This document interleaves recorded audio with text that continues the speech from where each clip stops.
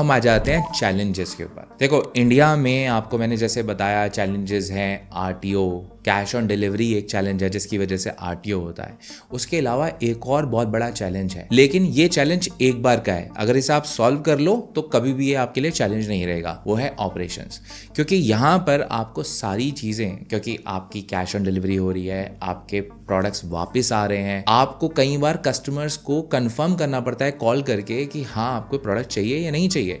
और जिन लोगों ने प्रोडक्ट लेने से मना कर दिया होता है, आप उन्हें भी कॉल करके पूछते हो कि आपने क्यों नहीं लिया, which takes a little bit time and energy to understand operations in Indian e-commerce. जबकि यूएस में जो ई कॉमर्स का पूरा ऑपरेशन का जो सेटअप है वो काइंड ऑफ ऑटोमेटेड है।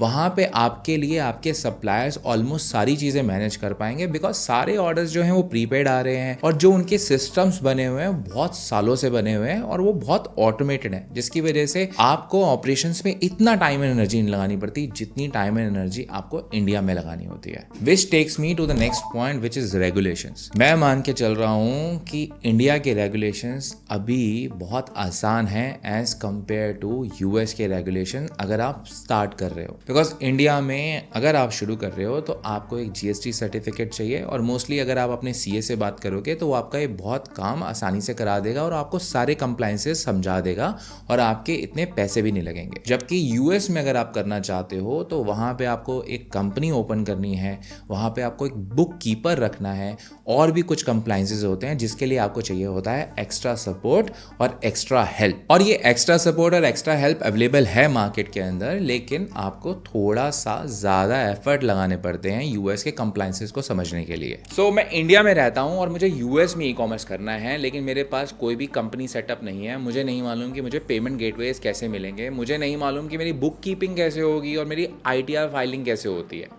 ये सारा कुछ आपको करके देता है Doola. Doola is a company which is actually backed by Y Combinator and HubSpot, जो कि आपको ये सारे सॉल्यूशंस देती है अंडर वन रूफ। इनका बड़े प्लान्स हैं इनके, लेकिन इनके जो सबसे अच्छा प्लान मुझे लगता है वो है बिजनेस इन अ बॉक्स, जो कि आपको $329 से शुरू होता है और आपको सारे ऑप्शंस देता है। आपकी कंपनी को सेटअप करने में आपकी हेल्प करता है, आपके जितने IRS से रिलेटेड आपके जितने डॉक्यूमेंट्स होते हैं उसमें हेल्प करता है, बुक कीपिंग में हेल्प करता है, आपको डेडिकेटेड बुक कीपर मिलता है so that you don't have to stress about anything.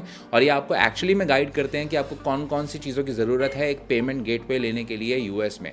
तो अगर आप सोच रहे थे कि मुझे यूएस में कंपनी सेटअप करनी है और मुझे नहीं मालूम कैसे करनी है, अब आपको मालूम है कैसे करनी है।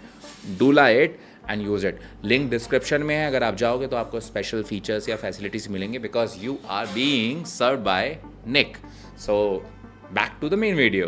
अब मेरे पास ना एक बोनस पॉइंट भी है और मैंने इसे लास्ट के लिए बचा के रखा था, वो है बजट। कई लोग सोचते हैं कि मुझे कितना बजट चाहिए। मुझे एक्चुअल में अगर इंडियन ई कॉमर्स करना है या इंडियन ड्रॉप शिपिंग करनी है या यूएस ड्रॉप शिपिंग करनी है तो मैं बजट क्या मान के चलूँ? मेरा सीधा जवाब होता है, अगर इंडियन ड्रॉप शिपिंग करने वाले हो तो कम से कम 30 से 50 हज़ार रुपये लेके शुरू करो, और अगर यूएस करने वाले हो यही amount almost 5x to 10x पहुंच जाती है, जो कि 2 लाख 3 लाख रुपए आपके पास मिनिमम होने चाहिए।